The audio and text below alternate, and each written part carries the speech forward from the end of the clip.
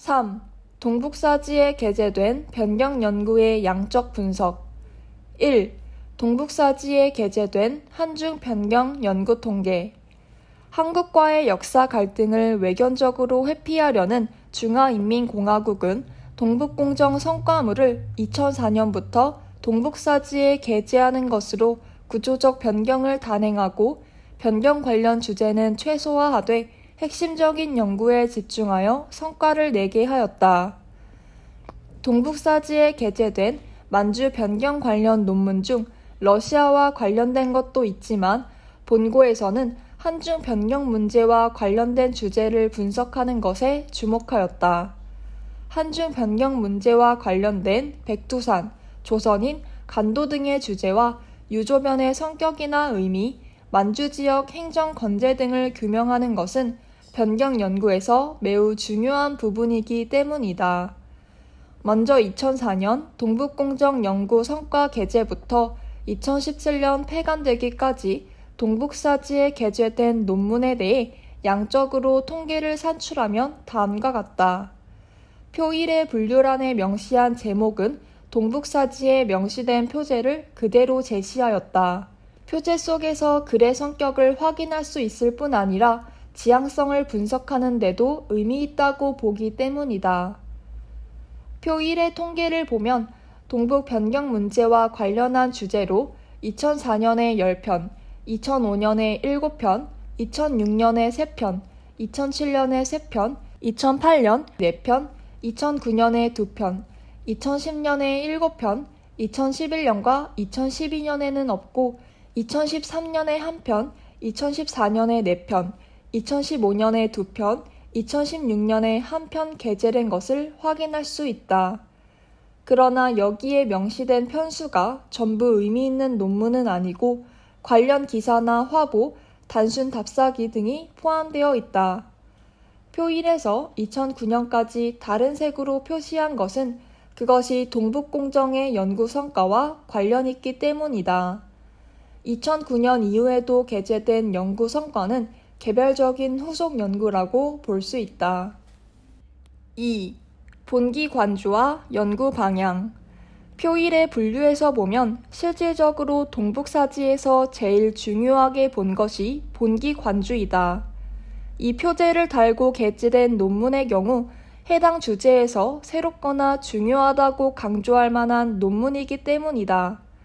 동북사지 전체를 보아도 본기 관주 표제로 게재된 논문은 2004년에만 확인되는데 이는 동북공정의 결과물을 동북사지에 전문적으로 게재하기 시작하면서 핵심이 될 만한 내용을 특화시킬 의도였던 것으로 보인다. 본기 관주로 분류된 내용을 구체적으로 정리하면 표 2와 같다.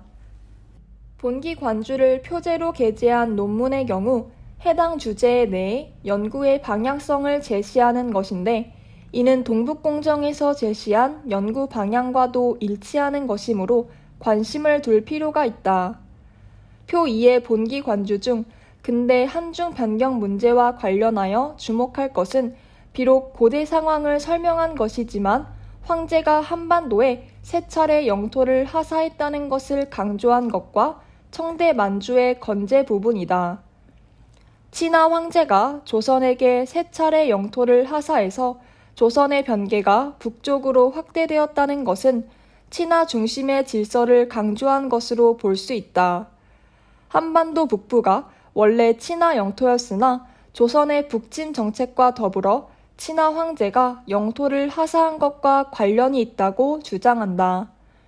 1차는 735년에 당현종이 신라에게 대동강 이남 지역을 하사한 것이고 2차는 993년 요성종이 압록강 동쪽 수백 리를 고리에게 하사하였으며 3차는 1404년 명영락제가 한반도 동북 10곳 여진의 영토를 조선에게 하사한 것이라고 하였다. 이는 친하와 한반도가 역사적으로 특수한 관계라는 것을 제시한 사례로 보인다. 청대 만주 건재와 관련하여서는 청 입관 전에 8기 제도로 만주 지역을 통일했다는 것과 입관 후 광서 말년까지 만주 3장군이 만주의 군제와 정무를 관할하였다는 것이다. 이는 청이 만주 지역에서 행정적으로 관할했음을 설명하여 처음부터 한중간 변경 문제의 구체상을 밝히지 않는 방향으로 연구하였다고 볼 수 있다. 이에 대해 어떤 논리를 구성하는지에 대해 다음 장에서 구체적으로 설명하고자 한다. 동북사지 논문 분류에서 동북사지 논단, 학술 원지, 장백산 문화, 전문가 논단 등으로 명시된 것이 학술 논문 성격을 띈 것이다. 구체적으로 한중 변경과 관련하여 논리의 지향성을 확인할 수 있는 논문을 나열하면 표 3과 같다.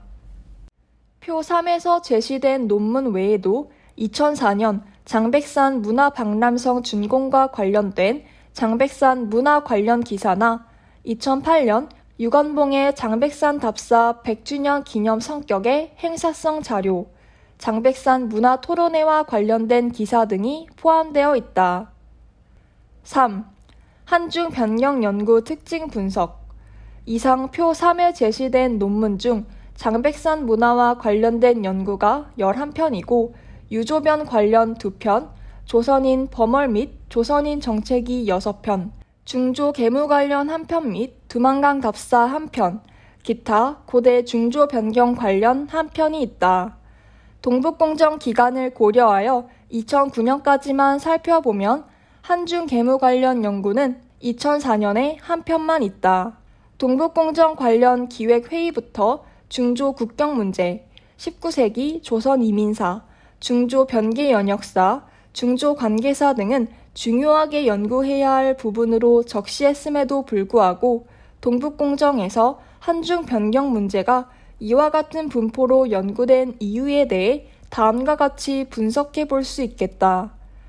첫째, 간도나 백두산 문제를 구체적으로 다룰수록 중화인민공화국 정부가 정치적으로 주장하려는 것과 괴리가 생기기 때문이다. 간도 문제를 다루려면 유조변 성격, 한중 양국의 범월 처리 문제, 백두산 정계비, 한중 감계 난판, 간도 지역 조선인 거주 및 행정권 행사, 간도 협약, 1960년대 북중 국경 담판 등의 주제에 대해 역사적으로 실체가 있는 것을 부정할 수 없다. 이런 것을 구체적으로 다룰수록 중화인민공화국은 간도 지역은 자고 이래 친화 고유의 영토라고 주장하는데 방해가 될 수 있다. 따라서 백도백과에서는 한국과 일본이 영토적 야욕으로 간도 문제를 만든 것으로 간도라는 단어를 사용한 적이 없다고 주장하고 있는 것이다. 간도 문제는 만주 변경 문제로 한중 간 역사적 실체가 있는 국경 영토 문제이지만 간도 협약과 북중 조약 이후 현재는 실질적으로 중화인민공화국이 실효적 지배를 하고 있는 상황이므로 역사적인 문제를 구체적으로 드러내지 않으려는 것이다. 이에 대해서는 처음 동북공정의 결과물을 게재했던 중국 변경사지 연구와 동북사지 게재 논문의 내용을 비교하여 구체상을 확인할 수 있다. 둘째, 장백산 문화론을 새롭게 구성하여 만주 지역이 원래부터 친화 문화권에 속해 있고 만주 지역은 장백산 문화로 설명하려고 하기 때문이다.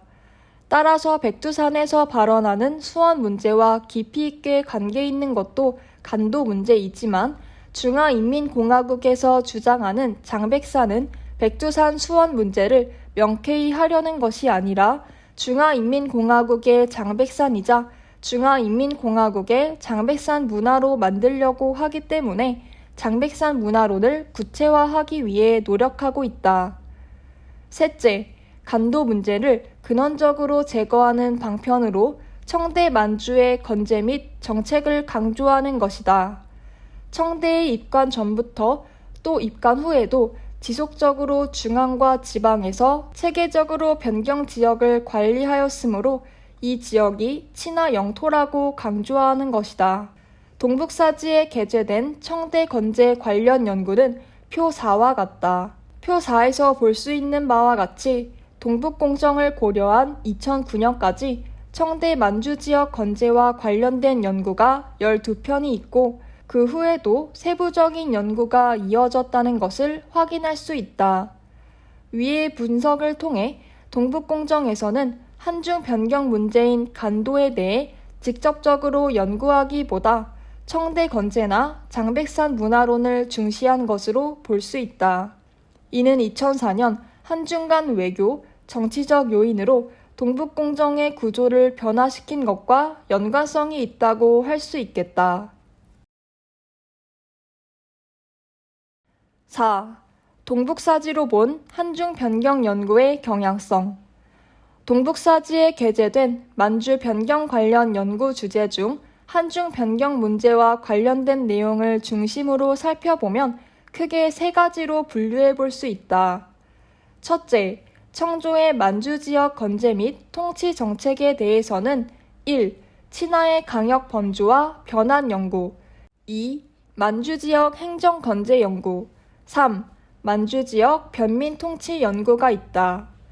둘째, 중조 변기 문제에 대해서는 1. 중조 계무 연구 2. 조선인 월경과 청조의 이민관리 연구 3.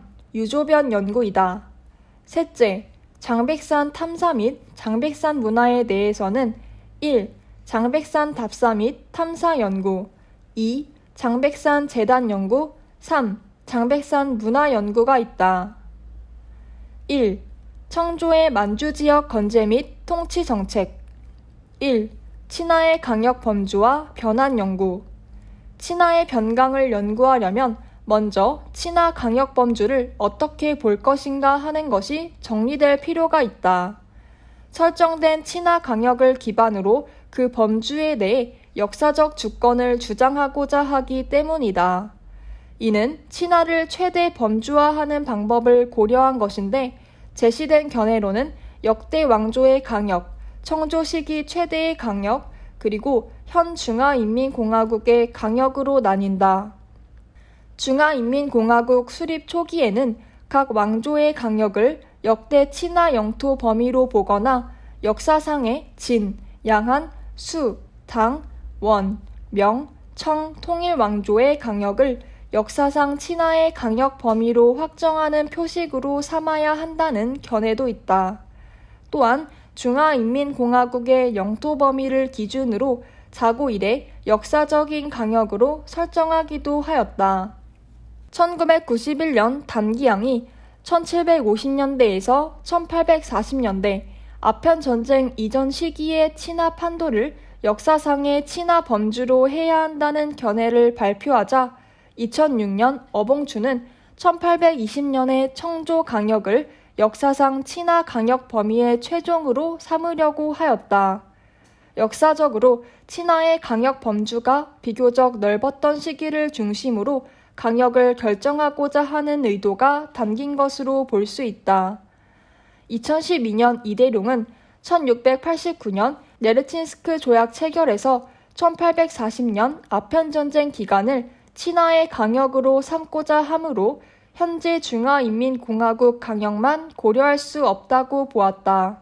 조영추는 복수의 친화에서 단수의 친화로 저서해서 각 정권 및 소수 민족은 각기 공동으로 친화를 대표하므로 친화의 역사 강역을 이해하는 기본 원칙이 있어야 한다고 보았다.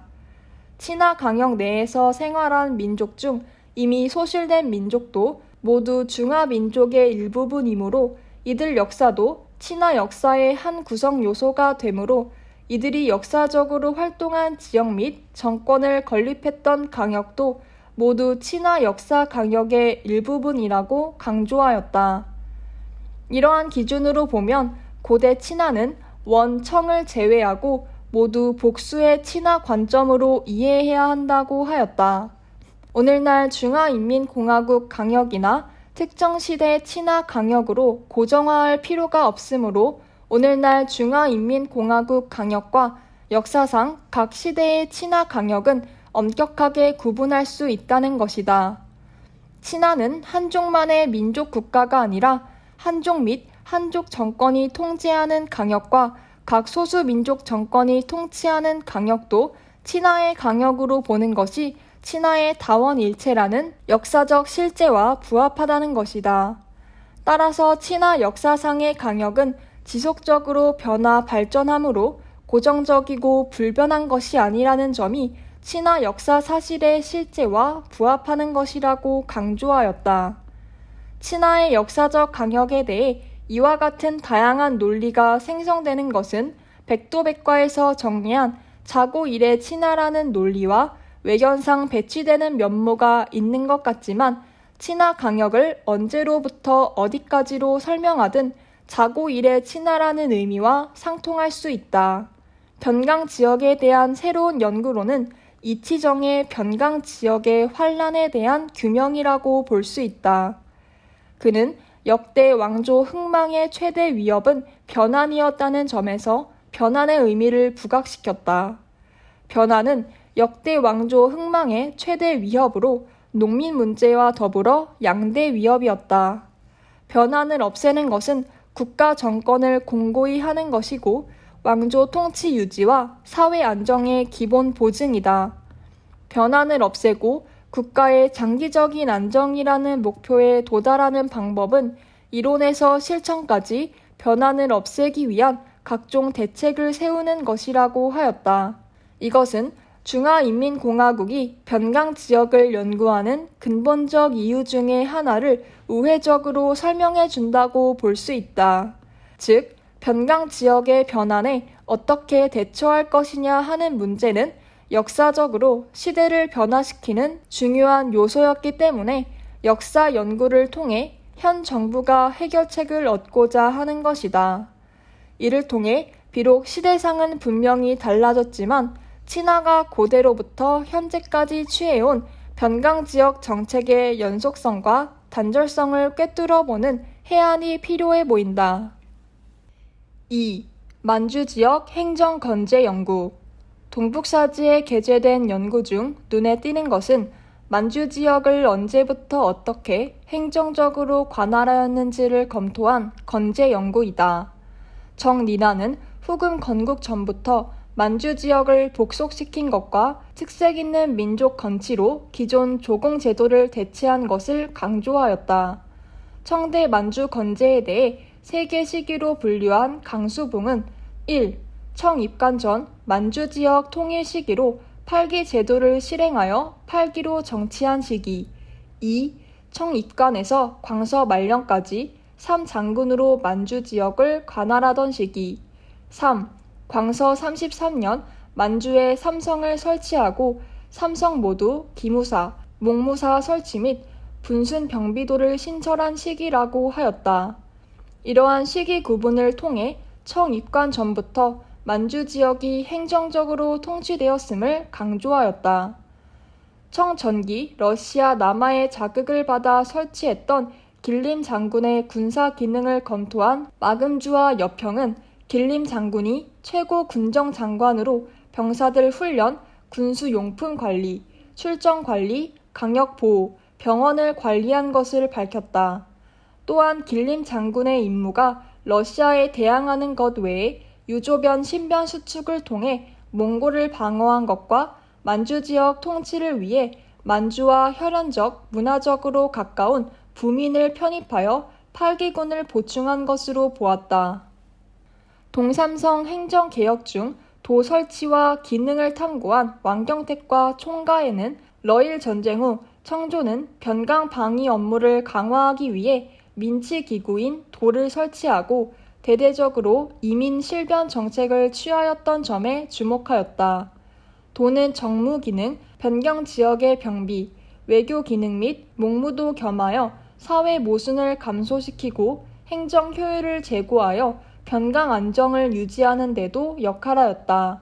도는 청말, 감찰 기능도 발동하여 부패 및 사회 모순의 격화를 막아 만주 영토를 유지한 공로가 있다고 보았다.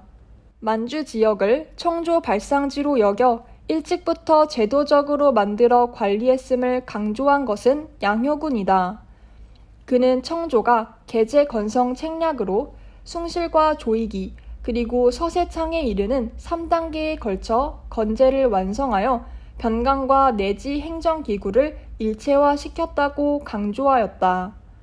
만주 지역 건재 연구를 종합하면 후금 건국 전부터 만주 지역을 복속하였으며 청 전기에는 길림 장군의 군사적 기능을 통해 관할하고 동삼성 행정개혁으로 도를 설치하여 관할한 점을 강조했다고 볼 수 있다. 또한 일찍이 변강과 내지의 행정기구를 일체화하였음을 강조하였다. 즉, 청대 만주 지역은 청 입관 전에는 8기 제도로 통치하였고 광서 말년까지는 삼장군으로 관할하고 광서 33년에 삼성을 설치해서 관할했음을 강조함으로써 지속적으로 변경 통치 및 관리가 되어 왔음을 강조하고 있다. 한국에서 만주의 행정체제 변화를 연구한 구범진은 청대 주방체제가 20세기 초 주현체제로 대체되고 광서 33년에 동삼성 건성이 이루어졌다고 하였다. 구조적 변화를 설명한 것은 기존 연구와 궤를 같이 한다. 다만 청조가 압록강 두만강 유역에 대거 행정치소를 신설한 이유가 바로 대한제국과의 국경 문제를 의식한 것이라고 설명한 것은 중화인민공화국의 동북공정과 변경 연구의 의미를 재확인할 수 있는 요소라 하겠다. 3. 만주지역 변민통치 연구. 만주지역 변민통치에 대해서는 이민개간정책과 봉금정책 특징, 만족 공동체 형성과 변민성장제에 대해 연구하였다. 청대 만주지역 토지정책을 연구한 합의는 개간, 봉금, 개간의 지자형 노선 정책을 통해 얻은 성과와 더불어 만주지역의 낙후된 면모를 설명하였다. 순치, 강의, 옹정 시기에는 한족 이민 개간 정책으로 만주지역 농업 발전에 기초를 놓았지만 걸륭, 가경, 도강 시기에는 엄격하게 봉금하고 한족이 만주에서 정주하거나 개간하는 것을 엄금하였다. 결과적으로 청 말의 대규모 개간으로 어느 정도 개간되었지만 장기간의 봉금 정책으로 관내와 비교하면 만주는 낙후된 면모가 있음을 강조하였다. 길림 통지 내용에 기반하여 청조 봉금 정책의 특징을 살펴본 이훈학과 상경세는 4가지 측면을 강조하였다. 1. 표면적으로는 만족의 순박한 풍속을 보호하기 위한 것이었으나 실제적으로는 길림 지역에 한족 문화가 전파되고 영향 주는 것을 차단하기 위한 것이었다. 2. 문화 봉금 정책은 고립된 것이 아니라 경제 봉금 정책과 시종 연관을 갖고 호응하는 정책으로 동전의 양면이다. 3. 문화 봉금은 청조 최고 통치자의 의지이지 전체 통치 집단의 공통된 의지는 아니다. 4. 길림 지역 문화 봉금이 수백 년 지속되었지만 한 문화의 확산과 전파를 완전히 차단하지는 못하였다. 만족 형성과 관련하여 관심을 가진 장걸과 안효영은 만주 상원의 변화에 따른 민족 공동체 형성을 3단계로 규명하였다. 청조의 변민 통치 방식에 관심을 둔 진붕은 만주 지역의 민족 분포, 사회, 경제, 문화의 특징을 유지하면서 주방 8기제, 민호주연제, 변미 성장제, 동목맹기제 이 4가지의 서로 다른 관리 제도로 만주 지역 통치를 강화했다고 보았다. 즉, 청조의 통치는 과거의 전통적인 기미 정책의 계승이 아니라 민족을 통합하는 특색 있는 행정관리 제도로 명대 민족관리 정책을 비판적으로 계승하고 풍습에 따라 통치하는 특징을 더해 발전시킨 새로운 것이라고 하였다. 이러한 특징은 친화 고대 변민 통치 방식일 뿐만 아니라 명대의 민족 정책을 계승하고 발전시킨 것이라 하였는데 이는 친화라는 틀 속에서 지속된 변강 통치의 특징적 면모를 강조한 것이라고 할 수 있겠다. 2. 중조 변계 문제. 1. 중조 계무 연구. 2009년 7월 24일에서 25일 장춘에서 중국 사회과학원, 길림성 사회과학원이 연합으로 주최하고 요령 사회과학원과 흑룡강 사회과학원이 협찬하여 개최한 2009년 만주 변강 역사와 문화학술 토론회에서 이번 회의의 주제는 개혁개방 이래 중화인민공화국 학술계가 만주 변강 역사와 문화를 연구하는 영역에서 얻은 성과와 경험을 종합하여 향후 어떻게 만주 변강 역사와 문화를 심도 있게 연구할 것인가에 대해 탐구하고 검토하였다고 종합하였다. 이 회의에서 간도 문제와 도문강 중한계무조간 관련 연구 성과를 설명하면서 간도 문제는 중한 간의 문제가 아니고 변계 문제도 아닌 중일 간의 문제이다. 간도 문제는 러일 전쟁 후 일본이 중화민국에 대한 1차적인 외교 사기극이다. 도문강 중한계무조간은 특정 역사 조건의 산물이고 비록 일면 불평등한 것이 있지만 여전히 합법적인 외교 문헌으로 기본적으로는 국제조약의 성질을 구비하였다고 강조하였다. 간도 문제에 대한 연구 성과가 공식적으로 동북사지에 게재되지는 않았지만 동북공정을 종합하는 회의에서 간도 문제에 대한 연구를 언급한 것으로 보아 동북공정 후 중국 변강사지 연구에 실린 각종 연구 성과를 포함한 것이라고 볼 수 있다. 여기에서 설명한 간도 문제는 백도백과에서 일본이 자의적으로 영토 주권 논쟁을 일으켰다는 의미와 일맥상통하는 것으로 일본이 자의적으로 한 것과 외교 사기극이라고 표현한 내용의 연관성을 볼 수 있을 것이다. 또한 도문강 중한계무조간은 불평등한 것이지만 합법적인 국제조약이라 언급한 것은 한중 국경을 압록강, 두만강으로 규정하는 효과가 있다고 하겠다. 이는 박종금의 논지에서도 그대로 이어진다. 동북사지에 게재된 논문 중 조선과의 계무 업무를 연구한 박종금은 한국에서 출간된 양태진의 근세 한국강역논고에서 주장한 봉금지대, 목극 등 조사, 백두산 정계비 및 간도 문제에 대해 비판하였다. 목극 등 변경 조사와 백두산 정계비론에 대해서는 양국의 국경은 원래 존재하는 것이고 단지 변경을 조사하려는 것뿐이었고 비석에 조선과 대청 한자가 있다고 해서 양국 공동으로 비석을 세운다는 의미는 아니라고 했다. 토문과 도문이 서로 다른 강이라는 점에 대해서는 1887년에 감계 담판으로 이미 양국이 양자가 동일한 강으로 공동으로 합의한 것이라고 하였다. 일본이 침략하여 소위 간도 문제를 제기하면서 문제가 되었지만 1909년 간도 협약에 의해 정리되었다고 보았다. 소위 간도 문제에 대해서는 연변 지역은 옛날부터 중화민국 영토인데 일본 침략자가 연변 지역을 침략하면서 간도 문제가 발생한 것으로 보았다. 또한 중화인민공화국에서 조선과 변경조약을 체결하여 압록강, 도문강을 중조 변계로 결정했다고 강조하였다. 여기에서 강조한 것은 연변 지역은 예부터 친화의 영토이고 일본 침략자가 친화 연변 지역을 침략하여 소위 간도 문제를 야기하였다는 것과 중화인민공화국과 북한이 역사와 현실에 근거하여 변경조약을 체결하여 역사적으로 남겨진 변경 문제가 해결되었다는 것이다. 이는 백도백과에서 설명한 간도는 자고 이래 친화 고유의 영토라는 내용과 한국과 조선을 포함한 각국 정부에서 모두 간도가 중화인민공화국 영토임을 승인하고 있다고 설명하는 것과 일치한다. 다른 한 건은 두만강 답사 기록으로 구체적인 논지가 있는 것은 아니다. 화룡시 숭선진에서 2시간 차를 타고 들어가 도문강 원두 쓰인 비석을 본 것과 고성리에서 두만강 원류에서 제일 가까운 다리라는 이유에서 이름이 연유된 도문강 제1교를 방문하였는데 이를 통해 두만강이 중화인민공화국과 한반도의 경계임을 강조한 것으로 보인다.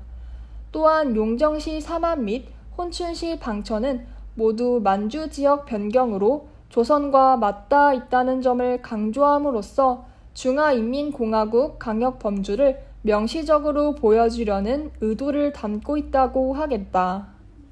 2. 조선인 월경과 청조의 이민관리 연구. 조선민족 형성에 대해 연구한 전랑우는 요 재위 기간에 조선민족이 형성되기 시작하였고 조선은 친화 고대 민족, 고대 국가의 성원이라고 주장하였다. 221년 진시황이 전국을 통일하고 36군으로 나누었는데 요동군의 군치는 현재 요녕성 요양시에 있었으며 남쪽으로는 조선 청천강 유역에 이르렀다고 보았다. 또한 원대 만주에 거주하던 고리인에 대해서도 주목하였는데 원대는 요양 행성으로 이주해온 고리인을 모아 단독으로 고리군민 만호부를 설치하여 원말까지 유지하였다. 세조 시기 7에서 27년에는 강역을 한반도 중부까지 확대하였고 원고리 서북부 지역에 동령로를 설치하여 원에 귀의한 고리인을 관할하였고 고리 관원을 이용하여 이 지역을 통할함으로써 고리인에 대한 정치적, 경제적 통제를 하였다고 보았다. 조선인의 근대 이민을 연구한 조응원은 청전중기 조선 변민이 도문강을 월강하여 수렵하고 벌목하다가 1860년대 정책 변화로 이민 개간이 이루어지면서 중화인민공화국 조선족으로 발전하였다고 하였다. 1860년에서 70년대 조선인이 두만강을 넘어 점차 포이압 통하, 헤라나 연안으로 이주하여 집거지를 형성하였고 1909년 대청 국적 조례에 의해 귀화하여 청공민이 되었다는 것이다. 조응원은 이민한 조선인에 대해 시기에 따라 변화한 청조의 관리 정책에 대해서도 주목하였다. 1860년대 이후 지속적으로 증대되는 조선 이민에 대해 초기에는 주로 구축하였으나 80년대는 이민 실변 계획을 실시하여 수용 정책으로 변화되었다. 러시아가 군대를 파견하여 두만강 북에서 도발하자 1880년 오대징을 길림 변무독판으로 임명하고 혼춘 협령과 함께 두만강 북 일대 변무 업무를 총괄케 하여 이민 실변 정책을 실시하였다.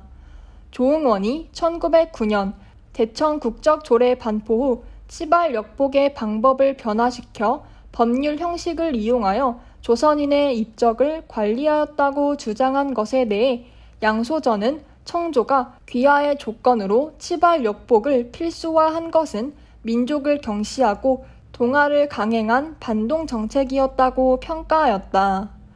주릉은 상황에 따른 청조의 대조선인 정책 변화를 살펴보았다. 1909년 이전 국제적으로 인정될 수 있는 국적법이 없었던 청조는 조선인에 대한 정책이 상황에 따라 변했고 조선인 입적 상황도 다양한 요소에 영향을 받았다고 보았다. 조응원은 1912년에서 1931년 국내외 형세 변화에 따라 중화민국 정부가 연변 조선인에 대해 세 가지 정책을 취했는데 1. 초기는 적극적으로 입적을 권유 2. 중기는 입적을 권유하면서 엄격하게 금지하는 조치 3. 후기에는 기화를 제한하는 정책을 취하였다고 보았다. 조선 이민의 단계성과 이주 구역 및 방식에 관심을 가진 송건은 3단계 유형으로 구분하였다. 1. 19세기 중엽에서 1910년은 경제적인 원인으로 황무지를 개간하기 위한 자유이민이다. 2. 1910년에서 1931년은 정치적 원인으로 이주하여 중화민국에 거주한 조선 반일애국 인사들이다. 3. 1931에서 1945년은 일제 이민 정책에 의해 강제로 이민되어 압록강 이북지역, 두만강 이북지역, 흑룡강 지역 등 남쪽에서 북쪽으로 점차 이주하였다. 걸륭 시기 조선인 월경 문제를 청조와 조선 교섭 측면에서 본 첨탈은 압록강과 두만강은 청조와 조선 왕조의 경계강으로 규정하고 명선덕 이후 점차적으로 형성된 것이라고 강조하였다. 왕요는 청 말에 연길이 흥기한 원인에 대해 1. 1860년 우수리강 이동을 러시아에 획분해 줌으로써 연길도 준비되어야 하는 상황과 2. 일본이 조선 점령 후 만주를 노리고 1905년 러일 전쟁 후 세력이 확대되자 연길이 일본 저항의 최전선이 되면서 연길 지위가 높아진 점. 3. 광서원년 연길이 도나에서 길림까지 이어지는 관도가 되어서 객관적으로 연길의 발전이 촉진되었다는 점에 주목하였다. 종합하면 근대 조선인 월경에 대해서는 청조가 시기별로 서로 다른 정책으로 적절하게 대처했음을 강조하면서 조선 이민 관리를 강화하여 연길 발전이 촉진되었다는 방향으로 논리가 이어지고 있다. 주목할 만한 것은 요 재위 기간에 조선 민족이 형성되기 시작하고 고숙신이 제주도까지 이르렀고 조선은 친화 고대 민족, 고대 국가의 성원이라고 설명하는 부분이다. 이 논리로부터 본다면 중화인민공화국이 주장하는 자고 이래론이 조선인에게 적용되고 조선인 관련 국가들도 친화 정권으로 설명하려는 지향성을 확인할 수 있다. 3. 유조변 연구. 만주 지역 변경 연구에서 새롭게 관심을 둔 주제가 바로 유조변에 대한 것이다. 유조변이 언제, 어느 곳에 어떻게 수축되었고 유조변의 실질적인 의미가 무엇인지를 규명하는 것은 매우 필요하다. 유조변 연구가 의미 있는 이유는 유조변은 특정 지역에 세워져 경계선의 효과가 있었기 때문이다. 그러나 그동안 자료의 한계 등으로 유조변을 연구하기 어려웠는데 이에 대해 간단 하나마 유조변을 검토한 것은 새로운 연구 방향이라고 하겠다. 그러나 동북공정에서 왜 유조변을 연구했는지는 그 결론이 설명해준다고 할 수 있다. 어제원은 유조변에 대한 기존 연구 성과에서 3가지 의문점을 갖고 답하려고 하였다. 1. 봉황성 이남에서 황해에 이르는 곳에 유조변이 있을까? 2. 유조변은 성경과 관외 삼릉을 보호하기 위한 것인지 아니면 조종 발상지인 장백산 지역을 보호하기 위한 것인지. 3. 신구 유조변 수축의 확실한 연대는 언제인가? 이에 대해 봉황성에서 굴륭산 지역까지 이르는 유조변에 대해 변장의 흔적은 보지 못했지만 자신이 살았던 지역에서 도변 외거, 변강 등의 용어를 사용했으므로 그 지역이 유조변이라고 하면서 현재 굴륭석에도 사라지고 유조계라고 쓰여진 비석도 존재하지 않지만 유조변 최동단 기점이라고 하였다. 원래는 용흥 지지를 보존하기 위해 유조변을 수축하였는데 유조변이 군사적 목적에서 조종의 능침을 보호하려는 용도로 변경되었다고 보았다. 구 유조변은 1638년, 신유조변은 1670년에서 1681년이라고 주장하면서 강조한 것은 유조변은 일찍이 한 번도 국계 역할을 한 적이 없다고 하였다. 이러한 논리는 박종금의 연구에서도 나타나는데 명대 요동변장과 청대 유조변장은 친화 영토 내에서 민족 거주 지역을 분할한 것이지 국경선에 쌓은 변계 표식물도 아니고 국경선도 아니라고 하였다. 이러한 연구 성과로 볼 때 유조변이 청조 발상지를 보존하기 위한 것이지 국가 간의 경계가 아니라는 것을 강조하기 위한 차원에서 연구한 것이었음을 확인할 수 있다.